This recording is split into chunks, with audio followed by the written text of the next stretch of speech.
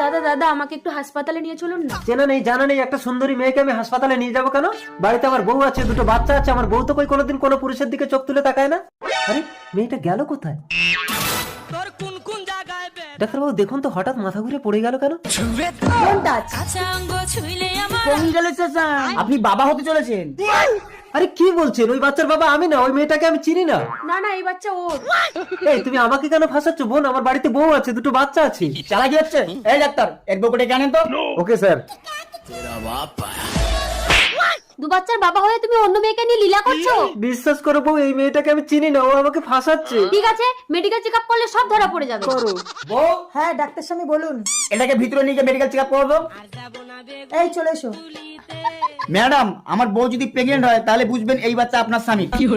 Doctor স্বামী এটাকে ভালো করে চেক আপ করে দেখলাম, এর বাবা হওয়ার কোনো ক্ষমতাই নেই। ও বউ, আমার তো বাবা হওয়ার